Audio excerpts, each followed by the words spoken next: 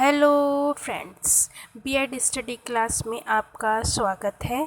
आज हम जीन पियाजे का संज्ञानात्मक सिद्धांत यानी कि कोग्निटिव डेवलपमेंट देखेंगे। जो जीन पियाजे थे ना, वो स्विट्ज़रलैंड के वैज्ञानिक थे और इन्होंने कोग्निटिव डेवलपमेंट के 3 कॉन्सेप्ट दिए थे। नंबर 1 अनुकूलन मतलब एडेप्टेशन। अब अनुकूलन में होता है कि वातावरण के अनुसार अपने आप को ढाल लेना अनुकूलन कहलाता है। और अनुकूलन की 2 प्रक्रियाएं होती हैं। नंबर 1 आत्मसातकरण। अब इस आत्मसातकरण में पूर्व ज्ञान को नए ज्ञान से जोड़ना होता है। फॉर एग्ज़ाम्पल, किसी बच्चे ने एक बिल्ली को देखा, वाइट कलर की बिल्ली को देखा, उसकी 4 टांगें थी, एक पूँछ थी। फिर उसने सेकंड टाइम एक ब्लैक कलर की बिल्ली को देखा, तो उसने दिमाग लगाया कि इसकी भी 4 टांगें हैं और एक पूँछ है, तो ये भी बिल्ली ही है। तो उसने पूर्व ज्ञान को नए ज्ञान से जोड़ दिया, जिसे हम आत्मसातकरण कहते हैं। नंबर 2 प्रक्रिया है समायोजन। इसमें जो पूर्व ज्ञान है उसमें कुछ परिवर्तन करके वातावरण के अनुसार समायोजन कर लेते हैं। जैसे कि पहले बच्चे ने बिल्ली को देखा था, इस बार उसने कुत्ते को देखा, उसने दिमाग लगाया उसके भी 4 टांग हैं और एक पूँछ है, लेकिन वातावरण के अनुसार उसका व्यवहार अलग है, उसका नेचर अलग है, वो अलग तरीके से भोगता है। तो उसने वातावरण के अनुसार उसको समायोजन कर लिया अपने पूर्व ज्ञान को, तो इसको समायोजन कहते हैं। और अब इनका दूसरा कॉन्सेप्ट था विकेंद्रीकरण, जिसमें इन्होंने यह बताया था कि जो एक बालक होता है वो एक ही समस्या को अलग अलग रूप से और उस समस्या को अलग अलग तरीके से वह हल भी करता है, उसको सीखता भी है। तो इसको उन्होंने विकेंद्रीकरण कहा था। और नंबर 3 इनकी प्रक्रिया थी संतुलन, जिसको उन्होंने साम्य धारण भी कहा था।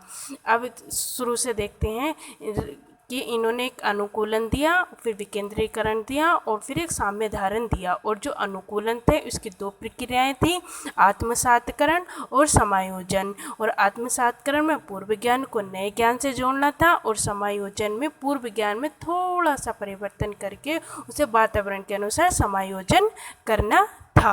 अब इनकी थर्ड संतुलन को साम्य धारण भी कहा जाता था।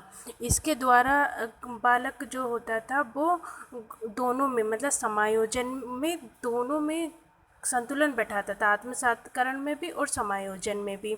तो ये होंगे इनके 3 कॉन्सेप्ट। अब देखेंगे हम कोग्निटिव डेवलपमेंट की अवस्था मतलब संज्ञानात्मक विकास की अवस्थाएं। इनकी जो थी वह 4 अवस्थाएं थी। नंबर 1 थी संवेदी पेशीय अवस्था, जिसको सेंसरी मोटर भी कहा जाता था। तो इस अवस्था में जो बच्चे थे वो 0 से 2 वर्ष के आते थे। इस अवस्था में ना बच्चे जो होते हैं ना वो अपनी ज्ञानेंद्रियों से सीखते हैं, मतलब आँख से, कान से, नाक से, इनके माध्यम से सीखता था। और उनको ऑब्जेक्ट प्रेजेंस का गुण आ जाता कि यहाँ पर कोई वस्तु है, वो अपना एक स्थायित्व रखती है, तो ये वाला गुण उनमें आ जाता था। अब नंबर 2 है पूर्व संक्रियात्मक अवस्था, प्रो ऑपरेशनल अवस्था, जो 2 से की होती थी। इसमें जो थी ना, इस अवस्था में जो बच्चा होता था वो सामने वाली चीज़ों को देख सकता था और उनको समझ पाता था, लेकिन उनके प्रति कोई क्रिया नहीं कर पाता था। देख भी लेता था कि ये है और उसको समझ भी लेता था, लेकिन उनके प्रति अपनी तरफ से कोई भी क्रिया नहीं कर पाता था। और इसी पूर्व संक्रियात्मक अवस्था में एक आता है जीववाद, जब बच्चा सजीव व निर्जीव में अंतर नहीं कर पाता है तो उसे जीववाद कहते हैं। फॉर एग्ज़ाम्पल, जैसे कि कोई बच्चा धरती पर गिर जाता है और वो रोने लगता है, तो हम क्या करते हैं कि धरती को पीटने लगते हैं, धरती को मारने लगते हैं, जिससे बच्चा खुश हो जाता है।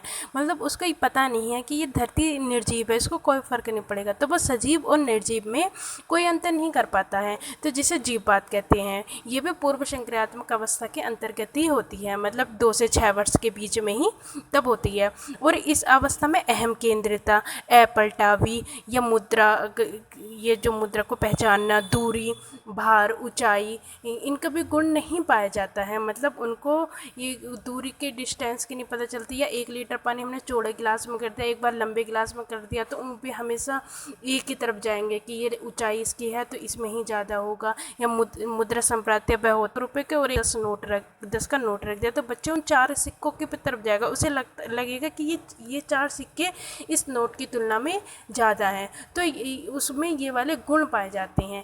और नंबर 3 है मूर्त संक्रियात्मक अवस्था, जिसको हम कॉन्क्रीट ऑपरेशनल भी कहते हैं, और यह अवस्था 7 से 11 वर्ष के बच्चों की में होती है। इस अवस्था में क्या होता है, बालक सामने रखी हुई वस्तु को देखकर ही कुछ कर सकता है। जैसे कोई वस्तु सामने रखी है, अब उसके प्रति वो क्रिया करने लगता है। इस अवस्था में एपलटावी, जीवबाद, मुद्रा, भार आदि संप्रेरकता के गुण आ जाते हैं। मतलब एपलटावी वो होता है कि इसमें बच्चा समझ सकता है कि बर्फ़ से पानी और पानी से बर्फ़ बन सकता है। इरिवर्सिबल चीज़ें कर सकता है, मतलब समझ सकता है उनको। जैसे रीजनिंग को भी वो समझ सकता है। जीवबाद मतलब उसको सजीव और निर्जीव में डिफरेंस पता चल जाता है कि ये सजीव है, इसको फ़र्क पड़ेगा, निर्जीव है इसको नहीं पड़ेगा। मुद्रा में अब वो समझ जाएगा कि इन सिक्कों की तुलना में ये नोट ज़्यादा है। तो ये वाले गुण मूर्त संक्रियात्मक अवस्था में मतलब 7 से 11 वर्ष की आयु में आ जाते हैं।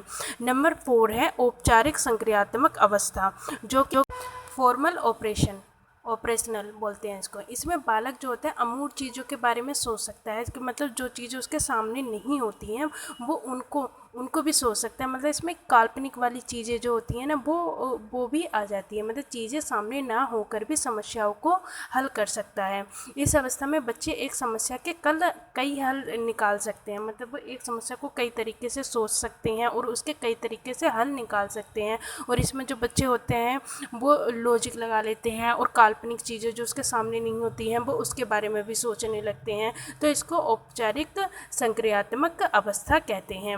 अब हमारे जीन पियाजे से ये 4 अवस्थाएं थी जो कि कंप्लीट हुई। नंबर 1 संवेदी संक्रियात्मक अवस्था थी। संवेदी मतलब सेंसरी अंग, जिसमें वे ज्ञानेंद्रियों से सीखता था। और फिर नंबर 2 पूर्व संक्रियात्मक अवस्था थी, जिसमें वो मतलब पलटावे मुद्रा संप्रत दूरी के बारे में नहीं जानता था। नंबर 3 मूत्र संक्रियात्मक अवस्था, जिसमें ये वह इन चीज़ों इरिवर्सिबल, मुद्रा, भार आदि के बारे में पहचान गया था।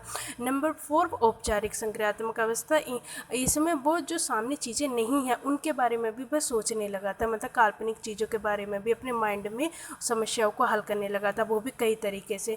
इसमें काफ़ी मैच्योर हो गया था। तो अब हमारी जीन पियाजे की चारों अवस्थाएं कंप्लीट हुई हैं।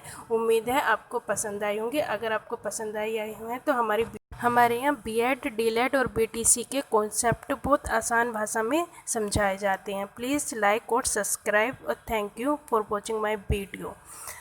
थैंक्स।